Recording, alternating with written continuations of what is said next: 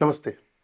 Clinical गुरुजी के paediatrics के course में पिछली बार हमने पढ़ा था कि फीवर के लिए एक अप्रोच क्या होनी चाहिए कि बच्चा बुखार लेके आया है तो कैसे ढूंढें कि वो बैक्टीरियल है कि वायरल है, इनिशियल अप्रोच क्या रखें, कैसे ट्रीट करें। अब हम स्पेसिफिक कॉजेज ऑफ फीवर में आएंगे। हम डेंगू की बात करेंगे, मलेरिया की बात करेंगे, टाइफाइड की बात करेंगे। कुछ और आपको याद आता हो तो वो भी करेंगे, कौन सा चांदीपुरा वायरस या कौन और भी एक दो नए चीज़ें आई ना, तो आप भी मुझे लिख के भेजना कि किसके बारे में और बात करनी है। पर जो कॉमन इन्फेक्शंस हैं, जिनसे फ़ीवर आता है, उन पे एक 15-15, 20-20 मिनट के हम लेक्चर्स बनाएँगे। याद रखें, हम यहाँ पीडियाट्रिशियन बनने की कोशिश नहीं कर रहे हैं, हम जनरल प्रैक्टिशनर्स हैं और एक अप्रोच सीख रहे हैं कि यदि कोई बच्चा आ जाता है, तो कम से कम उसका इनिशियल ट्रीटमेंट कर पाएँ और उसको आगे कब रेफ़र करना है, उसके वार्निंग साइन्स क्या हैं, वो सीख पाएँ। तो जब हम यहाँ डेंगू इन चिल्ड्रन पढ़ेंगे, तो हम ये नहीं पढ़ेंगे कि डेंगू वाला बच्चा अगर शॉक में आईसीयू में एडमिट है, तो उसे कितना एमएल पर केजी से फ्लूइड देना है। हम जनरल अप्रोच डिस्कस करेंगे कि यदि हम ओपीडी में बैठे हैं, बच्चा आता है डेंगू लेके, तो हमें कैसे डायग्नोस करना है और कैसे इनिशियल मैनेजमेंट करना है। ज़रा भी कॉम्प्लिकेट होता है, शॉक में जा रहा होता है या वार्निंग साइंस मिलते हैं, हमें तुरंत रेफ़र करना है। मेडिसिन की प्रैक्टिस में सबसे इम्पोर्टेंट है अपने आप को बचाना, उसके बाद सेकंड नंबर पे इम्पोर्टेंस आती है पेशेंट को बचाने की। तो ऐसे काम नहीं करने हैं जिससे हमारे ही ऊपर जान के खतरे हो जाएँ।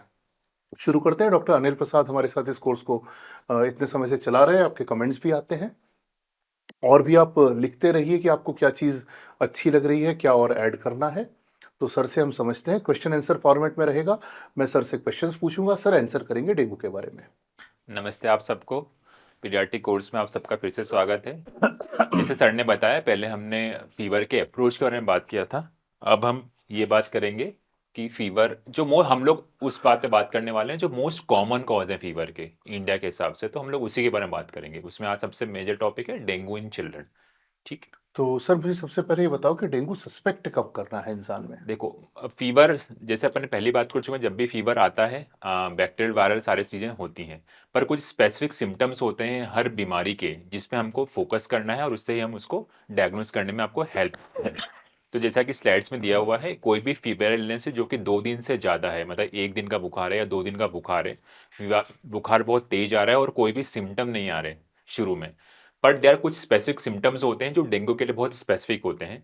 जैसे कि एक तो सीवियर हेडेक होना, और सबसे कॉमन होता है रेट्रो ऑर्बिटल पेन, आंखों के पीछे दर्द होना। मतलब बड़ा बच्चा आपको बता देगा कि सर दर्द के अलावा भी उसको आंखें बहुत ज़्यादा जलन कर रही है, आंखें बहुत ज़्यादा दुख रही हैं। तो जब आंखों का दर्द ज़्यादा हो तो हम सबको सबसे ज़्यादा हमको डेंगू सस्पेक्ट करना है। इसके अलावा जो मोस्ट कॉमन सिस्टम जो अदर वायरल्स में भी होते हैं, मस्कुलर पेन दैट इज माइल्जिया, फिर जोड़ों में दर्द दैट इज आर्थेल्जिया, और कुछ टाइम रैशेज वो भी रहते हैं। हेमोरेजिक मैनिफेस्टेशन लेट आते हैं, पर वो यदि आ गए हैं तो वो आपको अर्ली बता देंगे कि ये डेंगू के साइंस है या डेंगू के सिम्टम्स हैं जो चालू हो रहे हैं। तो सबसे इंपॉर्टेंट है बुखार, जिसके साथ आंखों में पीछे भयानक दर्द होना और बहुत ज़्यादा वीकनेस आना, मतलब बच्चा बहुत ज़्यादा सुस्त हो जाएगा। नॉर्मली बच्चा थोड़ा देर से सुस्त होता है 2-3 बार, पर डेंगू का बच्चा 24 से 48 घंटे में बहुत ज़्यादा सुस्त हो जाएगा, उसका उठने का मन नहीं करेगा। तो पेरेंट्स की ये भी कंप्लेन रही कि बुखार आ रहा है और बच्चा बहुत ज़्यादा सुस्त हो गया है। तो ये 2 चीज़ें बहुत इंपॉर्टेंट है। तो सॉरी, आपके क्लास में, आपके ऑफिस क्लिनिक पर जब बच्चे आते हैं डेंगू वाले, हुँ। तो यूजुअली मतलब ये तो चलो थियोरेटिकल भी बात हाँ। थी। तो यूजुअली आपको कैसे दिखता है कि यार ये डेंगू हो सकता है? मैं सबसे पहले ये देखता हूँ कि बच्चे की अपीयरेंस कैसा है। मैंने बोला सबसे पहले हमने अपने बात की थी जनरल अपीयरेंस बच्चे का कैसा है। तो बच्चा थोड़ा-सा सुस्त रहेगा, माँ के गोदी में रहेगा।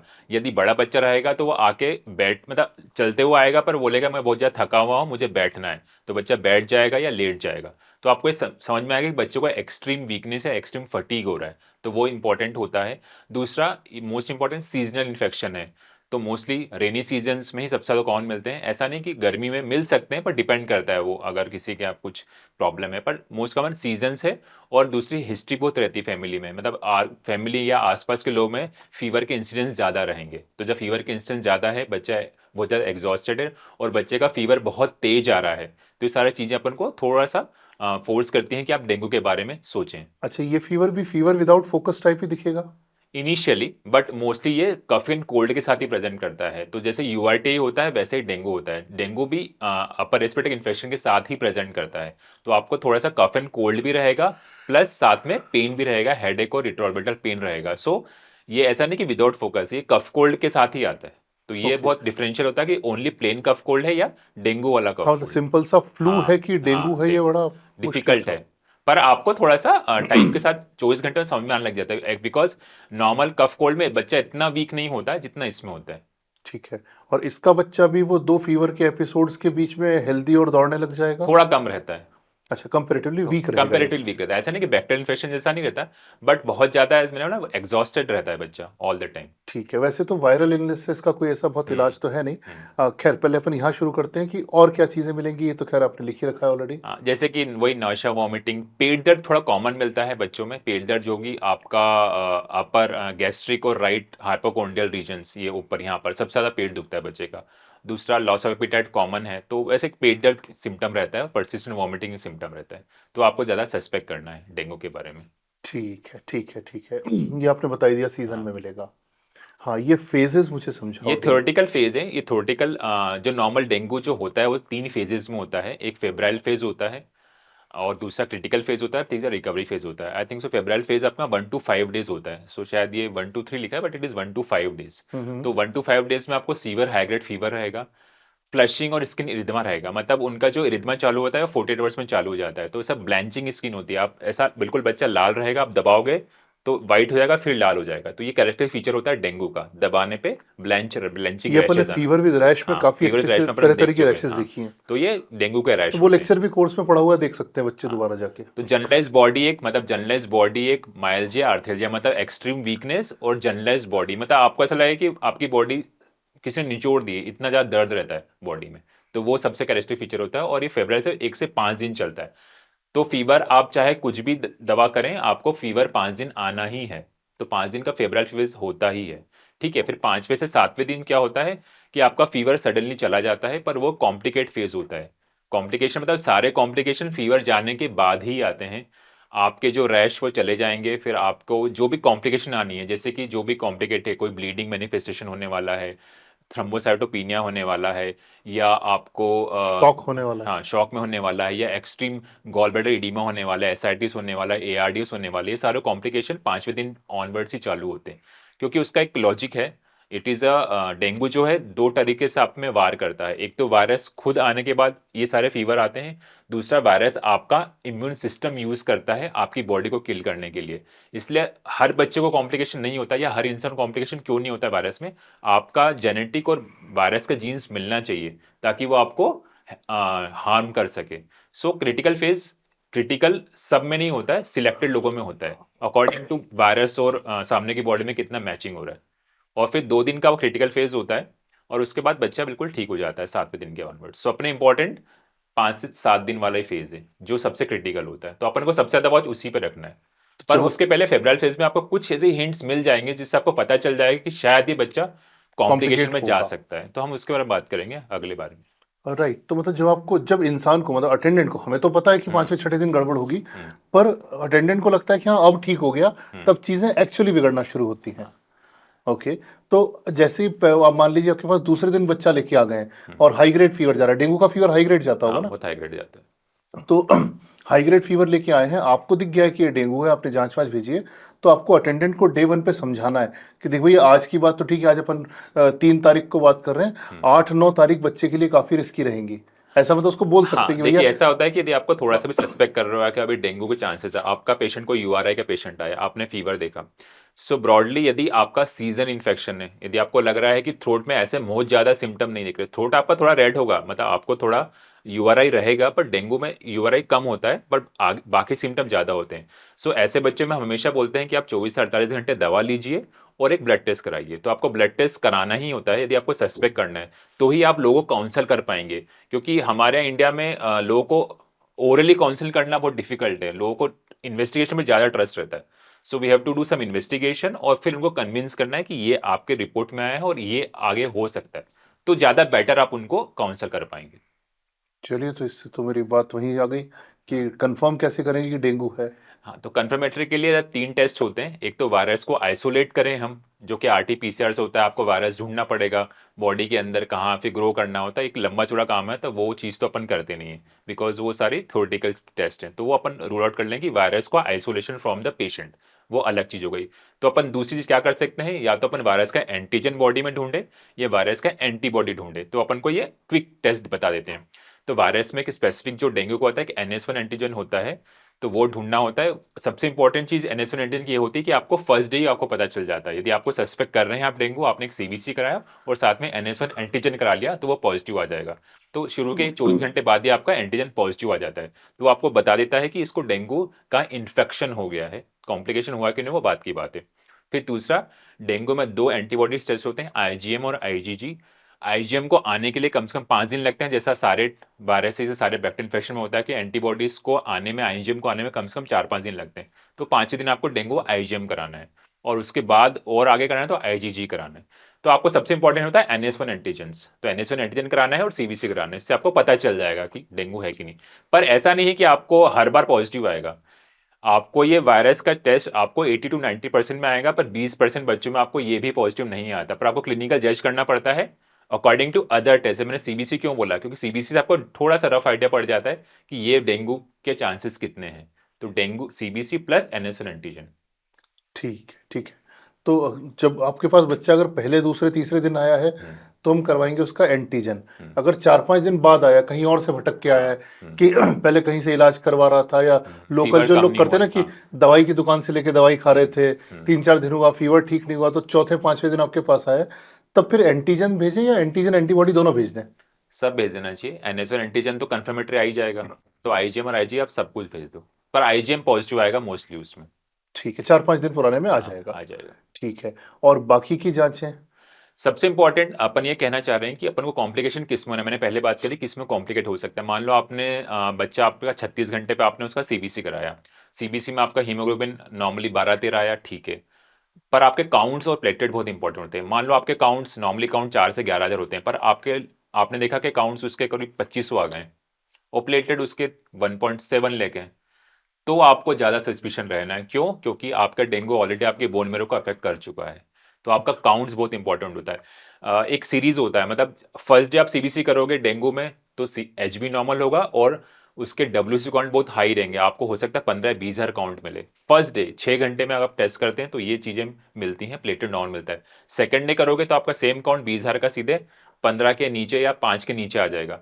तो यदि आपको 48 घंटे में किसी बच्चे के CBC काउंट में WBC काउंट लेस देन 4,000 या 3,000 मिल रहा है, मतलब कि वो कॉम्प्लिकेशन में जाने के बहुत ज़्यादा चांस है। तो फिर आपको तभी आपको ये पता चलने वाला है कि इसको कॉम्प्लिकेशन होने वाला है। तो ये चीज़ें हैं आपको नोटिस करना है CBC में, अगर सबसे sudden important cheese. Drop in CBC, वो हाँ, डब्ल्यूबीसी हाँ, काउंट आ डब्ल्यू जाता है तो? फर्स्ट डे बढ़ेगा, सेकंड डे फॉल होगा।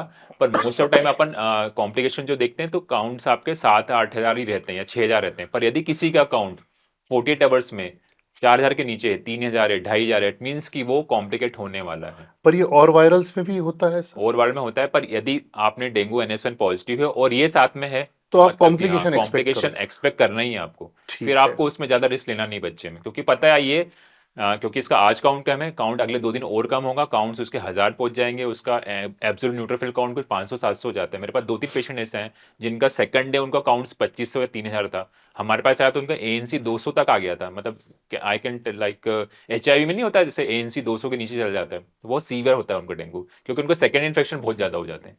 तो आपको CBC बहुत इंपॉर्टेंट है, केवल ऐसा नहीं कि उसमें देखना क्या क्या है। अच्छा, प्लेटलेट्स का फॉल किस तरीके से होता है, कब देना, ये तो हम बाद में डिस्कस हाँ, करेंगे। प्लेटलेट इसलिए रुकते हैं क्योंकि डेंगू सीधे आपके बोन मैरो को अफेक्ट करता है। अब आप बोन मैरो में 3 चीजें बनती हैं, हीमोग्लोबिन, WBC, प्लेटलेट। आपको सबका हाफ लाइफ पता होना चाहिए। मतलब ये बहुत एक बेसिक थ्योरी है, बट आपको यदि हाफ लाइफ नहीं पता है तो आप CBC को रीड कर ही नहीं सकते। एक RBC का हाफ लाइफ होता है 60 से 90 दिन का। तो आप बोन मैरो कितना भी सप्रेस हो जाए, आपका हीमोग्लोबिन कभी कम नहीं होगा, ठीक है। क्योंकि जो RBC बन चुका है वो तो 60 दिन आपकी बॉडी में रहने वाला है। ठीक तो है। वो कभी कम होगा ही नहीं। ठीक है, वो तब कम होगा जब एक्यूट हीमोलिसिस होगा। ठीक है, तो वो आपको पता चल गया कि हीमोग्लोबिन तो कम होना नहीं। अब दूसरा था WBC काउंट। WBC काउंट में न्यूट्रोफिल का जो हाफ लाइफ होता है वो 4 से 6 या 8 घंटे का होता है। तो यदि आपके काउंट्स कम हो रहे हैं, मतलब कि 8 घंटे से कुछ बोन मैरो का सप्रेशन चालू हो गया है।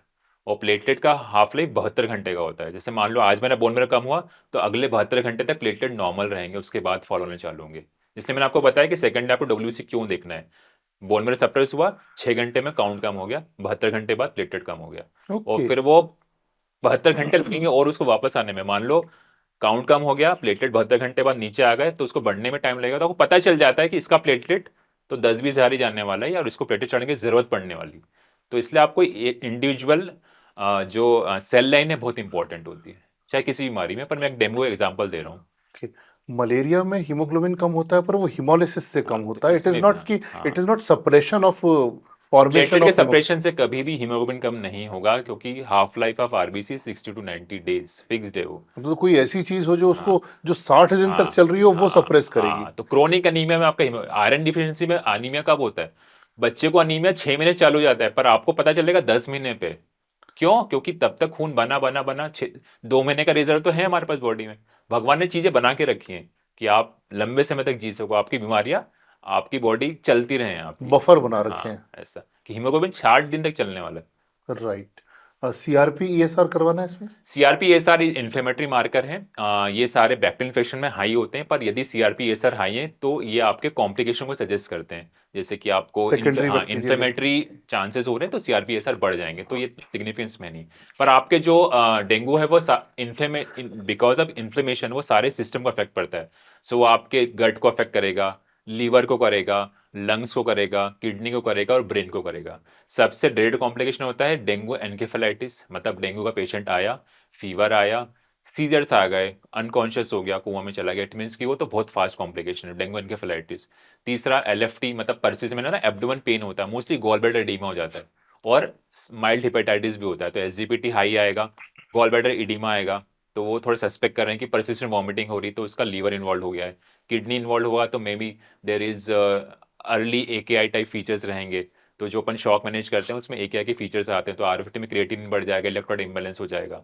एक्सरे में आपको एआरडीएस के फीचर्स आएंगे, एक्सरे में वाइटनेस आएगा, सांस फूलने लगेगी बच्चे की, और पीटीआईएनआर मतलब कि ब्लीडिंग टेंडेंसी बढ़ जाएगी, तो ये सारी चीजें करनी पड़ती हैं, तो ये सब कॉम्प्लिकेशन ऑफ डेंगू में है, पर नॉट इन ऐसा नहीं कि नॉर्मल डे 1 पेशेंट। पे आया तो हाँ, सब करा के पटक हाँ, दें। डे वन में कुछ नहीं करना। ज्यादातर डेंगू ठीक हो जाते हैं ना। 80 to 90%। ठीक है, दस 10। एक्चुअली डिपेंड करता है, आज से 10 साल पहले जो डेंगू आया था उसमें ऑलमोस्ट 30 to 40% बच्चों में कॉम्प्लिकेशन और डेथ बढ़ गया था, पर अभी पिछले 8-10 साल से डेंगू में ऑलमोस्ट, पिछले साल तो शायद 1% डेथ भी नहीं हुई थी हमारे आईसीयू में, तो वो सीजनल रहता है, बिकॉज डेंगू के 4 सीरोटाइप्स हैं, 1 2 3 4, तो वो बहुत अलग अलग कौन डेंगू सा है। वाला है, और फिर हाँ, कहते हैं कि तो एक वाला अगर एक व्यक्ति को यदि 2 बार डेंगू हो जाए तो सरवाइव नहीं करता, क्योंकि एक बार की इम्यूनिटी एक बार में आ जाती है, ऐसा कुछ पढ़ा था मैंने हाँ, कभी। नहीं देखो, मैंने आपको टेस्ट बताया था डेंगू एनएस एंटीजन, वो आपको इमीडिएट बता देगा डेंगू इन्फेक्शन हो गया, आईजीएम इमीडिएट हो गया। अब आईजीजी करना क्यों अपने को, किसी को नहीं पता आईजीजी करते क्यों। मैं अगर चैट बॉक्स में आप लिख सकते हैं, बट मेजोरिटी ऑफ डॉक्टर को पता नहीं आईजीजी करना क्यों है। आईजीजी क्यों करना है मैंने आपको बताया, डेंगू दो तरह से काम करता है। डेंगू इटसेल्फ आपके बॉडी में जाएगा और आपकी बॉडी को डैमेज करेगा, और दूसरा आपके इम्यून सिस्टम को यूज करेगा। इम्यून सिस्टम कब यूज करेगा, जब आपके पास उसके लिए मतलब उसके लिए उसको ऑटो एंटीबॉडीज चाहिए, तो वो आईजीजी काम करती है, मतलब किसी को पहले डेंगू हो चुका है, उसके एंटीबॉडीज हैं, दोबारा डेंगू हुआ तो पुरानी एंटीबॉडीज एज फर्स्ट डे से काम करना चालू कर देती है, इसलिए कॉम्प्लिकेशन रेट बढ़ जाता है किसी को आईजीजी पॉजिटिव है। यदि आपने इन्वेस्टिगेशन कराया और यदि आपका NS1 पॉजिटिव है, आईजीएम निगेटिव क्योंकि आपने सेकंड डे करा लिया, पर आईजीजी यदि पॉजिटिव है, इट मीन्स कि उसको कॉम्प्लिकेशन के चांसेस बहुत ज्यादा हैं, तो क्योंकि वो इसको पेशेंट पहले भी कुछ हो हाँ, चुका है। हाँ, उसको रेफर करने के चांसेस पड़ने वाले हैं। आईजीजी पॉजिटिव है मतलब कि कॉम्प्लिकेशन बहुत हाई है, आईजीजी सबका पॉजिटिव नहीं आता है। Right, right, right. तो अपन को ध्यान रखना है NS1 के साथ आईजीजी क्यों कराते हैं, क्योंकि आईजीजी पॉजिटिव आ गया सेकंड डे को, मतलब कि कॉम्प्लिकेशन रेट ज्यादा आने वाले हैं, तो आपको ठीक वो है, रिफर वाला ठीक साइन रहता है। है। ये वार्निंग साइंस एक बार समझा दो कि कहाँ मानना है जैसे कि मैंने आपको भाई। सुबह बताया था, सारे सिस्टम इन्वॉल्व होते हैं, तो अपना जो इंपॉर्टेंट जो होता है, एक तो सीवियर एब्डोमेन पेन, मतलब सीवियर हेपेटाइटिस में आपको गॉल ब्लैडर एडीमा है, तो परसिस्टेंट पेन होता रहेगा, क्योंकि गॉल ब्लैडर इतना फूल जाता है, मतलब पूरा एडीमा होता है गॉल ब्लैडर, तो पूरे टाइम बच्चा दर्द में रहता है, तो पूरा टाइम रोता रहता है, तो गॉल ब्लैडर एडीमा और लीवर एनलार्जमेंट, ये दो साइन आपके लीवर को सजेस्ट करते हैं। ठीक है। सीवियर लिथार्जी रेस्टलेस दो कॉम्प्लिकेशन है, या तो डेंगू एनकेफेलोपैथी में जा रहा है या सीवियर शॉक में जा रहा है। ठीक है। फिर science of clinical fluid accumulation, जो मैंने एआरडीएस बताया, एआरडीएस है ना एसआईटिस, मतलब किसी का पेट फूल रहा है, पेट दर्द हो रहा है और सांस फूल रही है, तो ये सारे साइंस करते हैं कि आपको फ्लूइड एक्यूमुलेट हो रहा है। फिर म्यूकोजल ब्लीडिंग, म्यूकोजल ब्लीडिंग मतलब कि थ्रोम्बोसाइटोपिनिया एंड ब्लीडिंग टेंडेंसी, तो ये सब हो रहा है। ये कब होगा, जब आपका प्लेटलेट काउंट कम हो जाएगा, तो वो हो गया।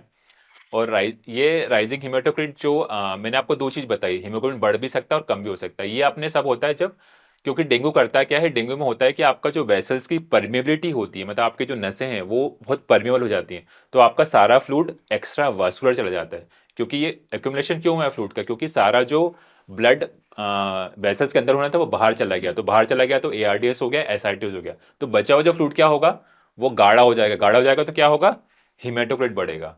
तो हीमेटोक्रिट का आपको परसेंट देखना पड़ता है कि कित रेट में बढ़ रहा है, तो अकॉर्डिंगली आईसीयू में हम लोग हीमेटोक्रिट करते हैं और अकॉर्डिंगली फ्लूइड का वॉल्यूम बढ़ाते जाते हैं, 4 cc पर केजी, फिर 5 cc पर केजी पर आवर, 8 ml पर KG per hour, 10 ml, 12 ml, तो ये अकॉर्डिंगली टू अपन को देखना पड़ता है। तो सारे वार्निंग साइन कभी भी आए किसी को, मतलब कि उसको हॉस्पिटलाइजेशन की जरूरत है, बस आपको ये थंब रूल याद रखना है कि warning sign hospitalization, then we have to monitor, आपको सब देखना है फिर आपसे होना क्या है। ये पॉइंट में एक बार और समझ लूं कि प्लेटलेट फॉल हो रही है क्योंकि प्लेटलेट कम बन रही है, पर हिमेटोक्रिट इसलिए नहीं बढ़ रहा कि हीमोग्लोबिन ज्यादा बढ़ रहा है, बल्कि इसलिए हिमेटोक्रिट बढ़ रहा है कि पानी निकलता जा रहा है। जैसे अपन वो चाय को ज्यादा उबालें तो ज्यादा मीठी हो जाती है क्योंकि पानी उड़ जाता है, तो उसी तरीके से अगर आपने आपके ब्लड में से पानी कम हो रहा है, कैपिलरी में से लीक होकर पानी कम हो गया, तो ब्लड गाढ़ा हो रहा है, और गाढ़ा होने के कारण हिमेटोक्रिट बढ़ रहा बढ़ है। रहा है, जैसे नॉर्मली राइट, हीमोग्लोबिन 45 होता है। हीमोग्लोबिन नहीं बढ़ हाँ, रहा है, हिमेटोक्रिट हिमेटोक्रिट बढ़ बढ़ रहा रहा है। है, हीमोग्लोबिन वॉच नहीं करना है, हिमेटोक्रिट वॉच करना है। हिमेटोक्रिट में यदि 5 से 10% का अंतर आ रहा है, इट मीन्स की बहुत सिग्निफिकेंट है, तो हमको 5% हम लोग मार्जिन लेके चलते हैं और अकॉर्डिंगली हम लोग फूड मैनेज करते हैं। एवरी 2 और 4 आवरली आपको फूड मैनेज करना पड़ता है, परसिस्टेंट ब्लड टेस्ट करने पड़ते हैं आईसीयू में, तो वो सब देखना पड़ता है उसके हिसाब से। ठीक है, तो वार्निंग साइन अगर आपको ओपीडी में इनमें से कुछ भी मिल रहा है, हम्म, एक भी मिल रहा है, एक तो भी मिल रहा है, एक भी मतलब मिल रहा बच्चे है। को खाली पेट दर्द हो रहा है हाँ, अच्छा, लिथार्जी और रेस्टलेसनेस दोनों हो सकती हैं, हाँ, कि ये हो सकता है कि बच्चा ढुस पड़ा हुआ हो, हाँ, और ये भी हो सकता है कि ज्यादा इरिटेबल हो हाँ, गया हो। अनकंसोलेबल क्राइम, अनकंसोलेबल मतलब आप छोटा बच्चा है तो चुप ही नहीं होगा, कितना भी कुछ चुप कराने की कोशिश करो, बड़ा बच्चा है तो भी वो इरिटेबल रहे, इरिटेबल मतलब कि वो कुछ भी बातें करेगा, आपको बस रिस्पॉन्ड नहीं करेगा, मतलब इरिटेबल रहता है, मतलब चिड़चिड़ाया जा रहा है, चिड़चिड़ाया जा रहा है, आप उसको कुछ नहीं, नॉर्मली बच्चों को आप चुप कराने के लिए कुछ दिखाते हो, खिलौने दे रहे हो, कुछ कर रहे हो, पर चुप नहीं होता बच्चा, इरिटेबल रहता है, ये साइंस है इसका कि बहुत इरिटेबल है बच्चा, मतलब उसके ब्रेन में इडीमा स्टार्ट हो रहा है, तो वो ठीक चीज है, देखनी है। ठीक है, राइट। ये सीवियर डेंगू, वैसे तो ये हॉस्पिटल क्या हाँ, आईसीयू में जाएगा, पर फिर भी। बस एक अपन ब्रीफ बता दें कि सीवर होता क्या है। सीवर प्लाज्मा लीकेज मतलब कि इतना फ्लूइड बाहर चला गया कि आपका हीमेटोक्रिट ही 45 का 70-60 हो गया, समझ रहे हो, इतना गाढ़ा खून हो गया, तो वो सीवर प्लाज्मा लीकेज हो गया। तो उसमें क्या होगा कि फ्लूइड बाहर है ही नहीं, तो आपको इंट्रावेस्कुलर फ्लूइड इतना देना पड़ता है ताकि उसका फ्लूइड मैनेज हो, तो उसमें आपको बेसिकली प्लाज्मा लाइक फ्लूइड जाना देने की जरूरत पड़ती है, तो जो प्लाज्मा लाइट ज्यादा इंपॉर्टेंट होता है इसे नॉर्मल आईवी फ्लूइड के हिसाब से। फिर फ्लूइड एक्यूमुलेशन यदि हो गया तो एआरडीएस हो चुका है और एसआईटीज हो गया है, पर आपका ये सब आपका ही फ्लूइड है, तो इसमें ऐसा नहीं है कि आप उसको टैप करके निकाल सकते हो, अनटिलनेस वो बहुत ज्यादा कॉम्प्लिकेट कर रहा है, तो ये आपको टैपिंग की जरूरत पड़ती है। सीवियर ब्लीडिंग थ्रोम्बोसाइटोपिनिया के कारण, सीवियर लीवर फेलियर, व्हेन 1000 के ऊपर नहीं 2000 तक भी देख सकते हैं, आपको डिपेंड करता है कि जॉन्डिस कितना हो रहा है, कोलिस्टेसिस भी हो रहा है या हेपेटाइटिस कितना हो रहा है, सीएनएस मतलब एनकेफेलाइटिस मैंने ऑलरेडी बताया, बहुत ज्यादा डैमेज होगा, शॉक में जाएगा तो आपको मायोकार्डाइटिस और मायोकार्डियल फेलियर हो जाएगा। तो ये सारे साइंस हो दर्ज करते हैं कि आपको आईसीयू केयर की जरूरत है और फिर अकॉर्डिंगली आपको मैनेज करना है। इट इज एक थ्योरेटिकल आपको बताने की कोशिश करें कि यदि आपका कोई नोन पेशेंट या आपका कोई पेशेंट शिफ्ट हुआ आईसीयू में तो आपको क्या क्या उसके बारे में आपको इंफॉर्मेशन लेनी पता है रहे, हाँ सही कि बात है, क्या क्या अटेंडेंट चीजें आके होने बता कि वाली है। आपने पेशेंट को हाँ, ओपीडी में देख के भर्ती करने भर्ती भेज कर दिया, दिया। अब घर वाले आके आपको बता रहे हैं कि साहब उसका तो एसजीपीटी इतना हाँ, बढ़ा हो, या इसकी जांच की हम्म, रिपोर्ट देख लो एक बार आप भी, हम्म, तो आपको पता तो होना ही चाहिए तो कि आपको क्या बस सीवियर है। काउंसलिंग करना है कि ये सब चीजें हैं, मतलब कि mortality and morbidity is very high, बस ये आपको राइट, बतानी है, स्लाइड इसीलिए बताने के लिए दी गई कि मॉर्टेलिटी का रेट बहुत हाई होता है ऐसे पेशेंट्स में। ठीक है, ये अपनी इंडियन एसोसिएशन ऑफ पीडियाट्रिक्स की स्लाइड है। हाँ, जैसे अपन ने बात की थी एसिम्टोमेटिक, या तो पेशेंट एसिम्टोमेटिक होगा, मतलब केवल फीवर रहेगा और कुछ भी नहीं रहेगा, कभी कभी ऐसे पेशेंट आते हैं जिनको फीवर किसी और कारण के लिए आता है, को पता चला उनको डेंगू है, तो वो चीज अलग है, तो एसिम्टोमेटिक अपन बात नहीं कर रहे, सिम्टोमेटिक मतलब फीवर, जो अपने सिम्टम्स बोले, तो फीवर के साथ क्या सिम्टम होंगे जो माइल्ड हैं, जो आपके काम के हैं, जो आपको ओपीडी में ठीक करने हैं। बुखार आया है उसके साथ नौशा, वॉमिटिंग, रेट्रोऑर्बिटल पेन, माइल्जिया आर्थराइटिस अपन बात कर चुके हैं, यदि सारे सिम्टम्स है, बच्चा बिल्कुल नॉर्मल है, खा पी रहा है, तो आपको उसको ओपीडी मैनेज करना है, सबसे इंपॉर्टेंट। फिर किनको हॉस्पिटलाइज की जरूरत पड़ती है, कुछ हाई रिस्क पेशेंट्स होते हैं जिनको रिस्क बहुत ज्यादा होता है कॉम्प्लिकेशन का, तो उसमें इन्फेंट, 1 साल से छोटे बच्चे, अच्छा, इन्फेंट को तो कुछ भी हो हॉस्पिटलाइज ही हाँ करना हॉस्पिटलाइज है, करना है। चाहे डेंगू हो चाहे हाँ, कुछ भी हो, हाँ, हाँ वो ठीक रखना है। ही। अभी तो रिसेंटली हमने एक 4 महीने का बच्चे को देखा था जिसको डेंगू निकला, बट ओके, एक्चुअली उनमें कॉम्प्लिकेशन रेट थोड़े कम होते हैं, बट वो सेफर साइड इसलिए होता है क्योंकि इनका इम्यून सिस्टम वीक होता है, तो उनमें कॉम्प्लिकेशन रेट कम होते हैं, बट उनको हॉस्पिटल जरूरत पड़ती है क्योंकि उनका बाकी चीजें ज्यादा होने लग जाती हैं। फिर पेशेंट जो इम्यूनो कॉम्प्रोमाइज ड्रग्स में है, जैसे मान लो नेफ्रोटिक सिंड्रोम का बच्चा है या कुछ ऑटोइम्यून डिसऑर्डर का बच्चा है जिनको कुछ चल रहा है, स्टीरॉयड चल रहा है, तो उनको बच्चों को रखना ही है। या जो बच्चे जो परसिस्टेंट एंटीप्लेटलेट या एंटी ये एडल्ट हैं एंटीप्लेटलेट एंटीकोगुलेंट ड्रग्स पे चल रहे हैं, बहुत कम बच्चे होते हैं जिनको एंटीप्लेटलेट ड्रग चलता रहता है। क्रोनिक इन्फेक्शन के बच्चे हैं, टीबी वाले, एचआईवी वाले, या किसी को कोगुलेशन डिसऑर्डर, कोगुलेशन मतलब जिनको फैक्टर 5 7 8 डिफिशिएंसी वाले बच्चे रहते अच्छा, हैं, तो मतलब ये पहले से ही एक तो खून हाँ बहने की टेंडेंसी, हाँ, ऊपर से और डेंगू हो गया। डेंगू हो गया, तो ओके, वो इम्पोर्टेंट है। तो वो सारे पेशेंट हाई भर्ती करना कोमॉर्बिड पड़ेगा। कंडीशन है, वो ठीक भर्ती है, करनी है उनको। अपन ने वार्निंग साइंस की बात कर ली है। जो भी देखे थे, हाँ, हाँ। तो वो सारे भर्ती करने हैं। सीवर की बात हो गई, जो सीवर आईसीयू वो में तो जाते सीधे हैं। आईसीयू में तो जाएगा, हमारे अस्पताल भी काम नहीं। के केवल ये ग्रुप ए हैं। ग्रुप ए को कैसे डायग्नोस करना है, क्या ट्रीट करना है, क्या समझाना है, कब हॉस्पिटलाइजेशन करना है, अपन को इसी पे फोकस करना है। ठीक है साहब। ट्रीटमेंट क्या करना है? हाँ, तो ट्रीटमेंट आपका बेस्ट सिम्टोमेटिक होता है। दो चीज इंपॉर्टेंट होती है, एक तो सबसे इंपॉर्टेंट होता है फीवर मैनेजमेंट। मैंने बोला फीवर 1 से 5 दिन चलेगा तो आपको फीवर मैनेजमेंट करना है। फीवर में केवल केवल केवल पैरासीटामोल देना है, बाकी कोई एनसेड्स नहीं देना है। क्यों नहीं देना है? क्योंकि एनसेड्स का काम होता है गैस्ट्राइटिस करना और ब्लीड करना। जब आपका पेशेंट डेंगू का है, जिसको ऑलरेडी चांसेस हैं थ्रोम्बोसाइटोपिनिया के और गैस्ट्राइटिस के, तो उसको हम लोग को कोई भी एनसेड यूज नहीं करना। पर मोस्टली का क्या क्लिनिकली क्या होता है कि पेशेंट्स बहुत बोलते हैं कि बच्चा फीवर कम ही नहीं हो रहा है, तो थोड़ा सा उनको काउंसलिंग ये करना पड़ता है कि हम केवल पैरासिटामोल दे सकते हैं, बाकी दवा दे ही नहीं सकते। अगर हम ये देंगे तो बच्चा बुखार से तो नहीं, पर इन कॉम्प्लिकेशन से उसको कुछ प्रॉब्लम हो जाएगी। तो वो आपको थोड़ा समझाना पड़ता है कि हमको आइबुप्रोफेन नहीं देना है, हमको मेफ्टाजेसिक नहीं देना है, तो ओनली पैरासिटामोल देना है। 20 सीसी 20 mg पर केजी से आपको देना है, दिन में 3 बार, तो वो देना है। टेपिड स्पॉन्जिंग करो फीवर के लिए, यदि नहीं कम हो रहा है, पर उसको धीरे उसमें कम करने की कोशिश करें। अच्छा, स्पॉन्जिंग की बात मैंने फीवर में भी नहीं की ठीक से। स्पॉन्जिंग क्या एकदम चिल्ड वाटर से करनी है, बर्फ के नहीं पानी नहीं, से करनी आपका है? जो लूक वार्म वाटर होता है वो यूज कीजिए। बेसिकली लोग क्या करते हैं, लोग पानी को पट्टी लेते हैं, पानी में डालते हैं और पूरा निचोड़ देते हैं पट्टी को और फिर लगा देते हैं, तो उससे कुछ नहीं होना है। आपको करना है क्या है, आपकी पूरी बॉडी को गीला करना है। गीला क्यों करना है? टेपिड स्पॉन्जिंग का रूल क्या है, जब आप उसको पानी लगाओगे तो पानी उड़ेगा आपके शरीर से। जब पानी उड़ेगा तो इवापोरेशन होगा, इवापोरेशन होगा तो आपका टेम्परेचर उड़ जाएगा। तो टेपिड स्पॉन्जिंग का रूल ये होता है कि आपको पूरी बॉडी को गीला करना है और पानी को उड़ने देना है। आप गीला कपड़ा अच्छे से गीला कीजिए और पानी निचोड़िए मत। यदि बच्चा करवा लेता है तो उसको लपेट दीजिए पूरा कपड़ा, तो विद इन 5 मिनट में आपका कपड़ा भी सूख जाएगा और सारा फीवर निकल जाएगा। तो ये है टेपिड स्पॉन्जिंग का रूल। ओके। ऐसा नहीं कि पट्टी को निचोड़ कर, हमने तो सारी फिल्मों में आज तक ये हाँ, देखा था वही देखा है, वो कि पट्टी आजकल को ये अच्छे से दिखाया जाता है। निचोड़ते हैं और उसके बाद फिर उसको माथे पर हाँ, तो और उसका केवल क्या माथे पर रूल है, रखते मतलब हैं। अगर आपने गीला कपड़ा रख दिया तो क्या हो जाएगा, उससे कुछ नहीं होगा। इवापोरेशन तो होगा नहीं ना, पानी तो आपने डाला ही नहीं। तो पानी ओके, निचोड़ना नहीं है, और पानी खाली आपको माथे लगा पे रखना है? नहीं, पूरी बॉडी पे रखना है। माथे पे क्यों रखते हैं? क्योंकि लगता है कि सबको फीवर माथे पे सबसे ज्यादा आता है, ओके। पर बॉडी पूरे में आता है ना, वाह इसलिए यार। तो पूरे। और यदि आपको बिल्कुल कुछ नहीं करना है तो जाके शावर ऑन करो और बच्चे या आदमी खड़ा हो जाए उसके नीचे, तो सारा फीवर कम हो जाएगा। ओके। दैट इज, आपको पानी डालना है, पानी, यार, पानी को उड़ाना है। फिल्में देख जी के हम डॉक्टरी सीख ही नहीं पाए। हाँ, चलो, कोई बात नहीं। ठीक है। फिर दूसरा हाँ। पैरासीटामोल हो गया, फिर प्लेंटी ऑफ लिक्विड। जितना ज्यादा पानी पिएगा, उसका इंपॉर्टेंट क्या होता है कि मैंने बोला कैपिलरी लीक होता है तो इंट्रावास्कुलर वॉल्यूम कम होता है, तो कुछ ज्यादा से ज्यादा फ्लूइड लेना है। जितना आप फ्लूइड लोगे उतनी आपको एनर्जी मिलेगी और उतना आपका हाइड्रेशन रहेगा। तो आपको दो चीजें ट्रीटमेंट है इसमें, पैरासीटामोल और प्लेंटी ऑफ फ्लूइड्स। जितना ज्यादा फ्लूइड लोगे उतना अच्छा रहेगा, तो ये इंपॉर्टेंट है। और इन्वेस्टिगेशन मैंने बताया 36 से 48 घंटे में करना ही है आपको। फ्लूइड में क्या देना है? जो भी नॉर्मल फूड्स रहते हैं आपके, ओआरएस और ग्लूकोन डी, ठीक ये है। दीजिए बिल्कुल। पर आपको कोल्ड ड्रिंक्स नहीं देना है ना, कोल्ड ड्रिंक्स फ्लूइड में नहीं आते हैं। ठीक है। ओके। हाँ, तो ठीक लोग है। बोलते हैं कोल्ड ड्रिंक, बच्चा तो पेप्सी पीता है हमारा, हमको ये ग्लूकोन डी पीता ही नहीं। अभी आज ही मेरे पेशेंट आया, वो हेपेटाइटिस का पेशेंट था। वो बोला कि वो, मैंने बोला ग्लूकोन डी पियो, ग्लूकोज की जरूरत है, हेपेटाइटिस में भर्ती नहीं कर रहा हूँ। तो नहीं सर, उसको तो ग्लूकोन डी पीता ही नहीं है, उसको तो कोल्ड ड्रिंक ही पसंद है। तो फिर मैंने चमकाया उसको, मैंने भर्ती कर लो फिर, वो क्या करूंगा मैं। तो फिर बोला हाँ ठीक है अभी हम घर जा रहे हैं। ग्लूकोन डी पिएंगे। ठीक तो है। ये है, तो वाइटल मॉनिटरिंग इंपॉर्टेंट है। वाइटल्स क्यों इंपॉर्टेंट करना है? क्योंकि आपको इससे पता चल जाएगा कि उसको कॉम्प्लिकेशन क्या हो रहा है। मान लो आपका बीपी कम हो रहा है, हार्ट थोड़ा सा भी टेकीकार्डिया हुआ है, यदि बच्चे को, अपन बात कर चुके हैं हार्ट रेट के बारे में पहले लेक्चर में, तो heart rate monitoring, respiratory monitoring, ये बहुत इंपॉर्टेंट है क्लिनिकली, आपको सारे साइन देखने हैं। अच्छा भैया, स्टूडेंट लोग, अगर तुम बीच बीच में लेक्चरों में कूद रहे हो तो ठीक नहीं है। सीधे सबसे पहले पहला लेक्चर सुनना, फिर दूसरा सुनना, फिर तीसरा सुनना। तो डेंगू तक आने के पहले वाइटल्स का, हिस्ट्री का, एग्जामिनेशन का लेक्चर सुन के यहाँ आना। अगर अभी बीच में कूद गए हो कि हाँ डेंगू पहले पढ़ लेते हैं, तो उससे काम नहीं चलेगा। शुरू से शुरू करके आना। बिकॉज सारा बिना आपने पीडियाट्रिक कोर्स में दिया हुआ है। बिना वाइटल्स के आपको कुछ नहीं समझ में आने वाला है कि हमको देखना क्या है, कितना बीपी होना चाहिए। हमने यही बात करी कि शॉक कब होता है, नॉर्मल सिस्टोलिक प्रेशर कितना होता है, उसके साथ फॉर्मूले भी बताए, तो वो सब सीखना पड़ता है, तब देखना पड़ता है। ठीक है, ठीक है। चलिए, तो आगे बढ़ते हैं इसमें। प्लेटलेट कब देना? ये हम बस एक डिस्कशन पे कर रहे हैं कि आपको जैसे पेशेंट आपने शिफ्ट किया तो आपको क्या वॉच रखना है।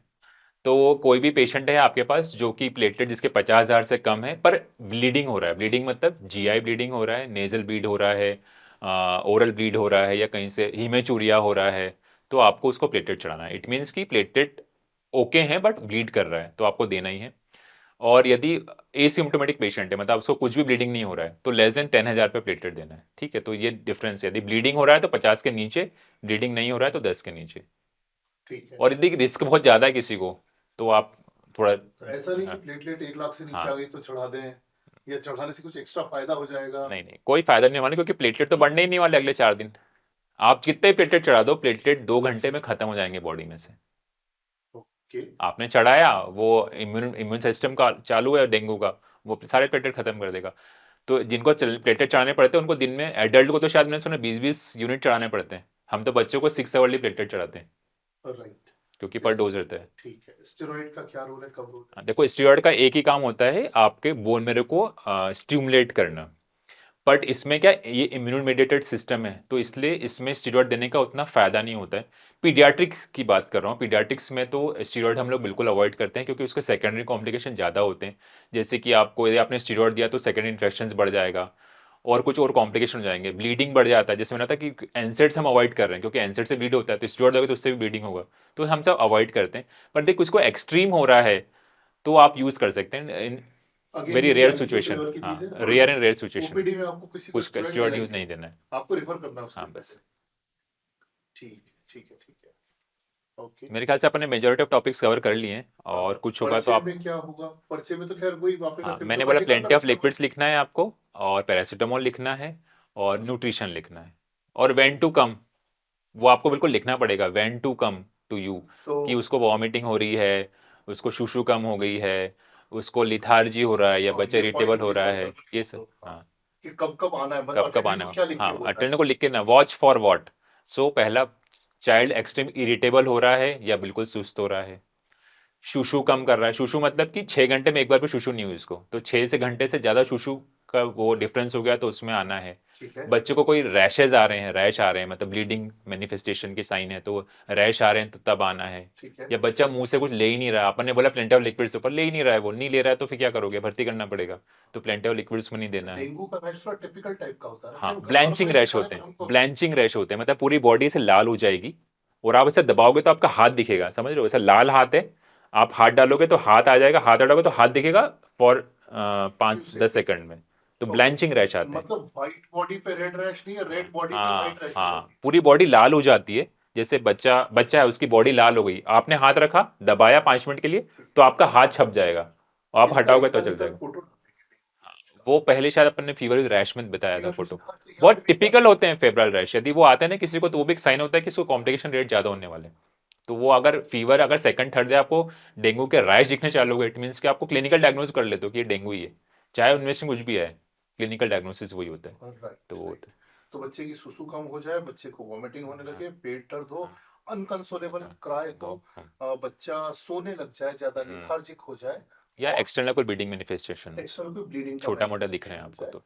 ठीक है, तो इसमें से कोई भी गड़बड़ लगती है तो आपको भर्ती करना है। तब तक जांचें वैसे 1 या 2 दिन में हाँ आई जाती हैं, और हाँ घर वाले आजकल इतने समझदार होते हैं कि उन्हें हाँ, पता होता पता है कि चल हाँ, जाता है। हाँ जांच की रिपोर्ट गड़बड़ आई है, तुरंत लेके चलना है। ठीक है सर, तो मुझे लगता है डेंगू के बारे में हमने सभी कुछ सीख लिया है। ये नहीं, हम वो वाली चीजें डिस्कस करेंगे ही नहीं कि जो जो आईसीयू में लगती है। आईसीयू में जो लगती हैं, क्योंकि हम आईसीयू का ट्रीटमेंट कर ही नहीं रहे। यहाँ हम जनरल प्रैक्टिस में, यदि कोई डेंगू का पेशेंट आ जाता है बच्चा, तो उसको कैसे हैंडल करना उसकी बात कर रहे हैं हम। यहाँ आईवी फ्लूइड के डोसेज के डिस्कशन नहीं कर रहे हैं, हेमाटोक्रिट कितना बढ़ने पे हम्म क्या करना है, ये डिस्कस नहीं कर रहे हैं। कभी हम पीडियाट्रिक आईसीयू पढ़ेंगे किसी दिन, तो हम्म बात करेंगे इसकी। ठीक है सर, ठीक है, ठीक है, ठीक है। बहुत सारी चीजें हमको पढ़ाई।